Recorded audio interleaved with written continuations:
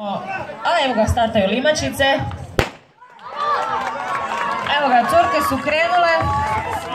Dajte jedan veliki pljesak za sve njih. A seniorke koje su istrčale svoju utrku, evo pozivam da se dođu ukrepiti ovdje. Malo da podignu razinu šećera u krvi. I još jednom podsjećamo na djecatelje da se presvući mogu ovdje u šatoru kraj staze.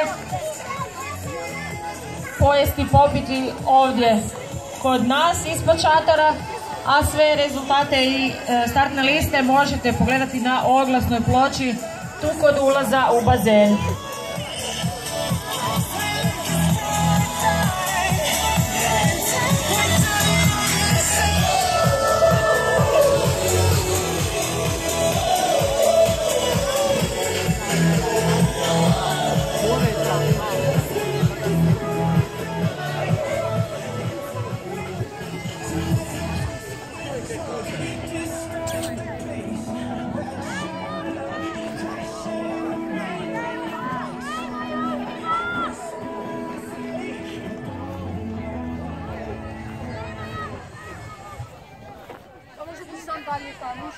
Ali to vam je inače dobro, jer vi dok se već tam, ako idete tam dalje, onda budete duže da izvolite na putar tako se odništa. Dobro, evo imamo jednu zamolbu, molimo voditelja Atletskog kluba Petros iz Zaprešića da dođe ovdje kod razglasa, da se javi povjereniku natjecanja radi pregleda knjižica. Još jednom dakle molimo predsjednika Atletskog kluba Petros iz Zaprešića da se javi kod razglasa.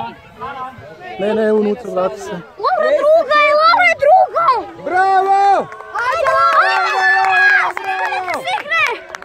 Ajde, Laura, do kraja! Bravo, Laura! Bravo, Laura! Sjajno!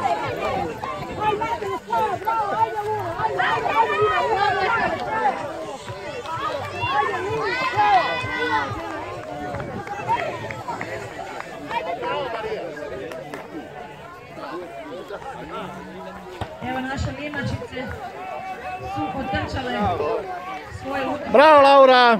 Bile ste odlične.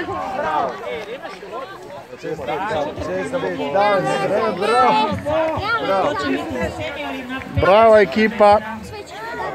Ja sam mislila da će biti ona treća. Ajde po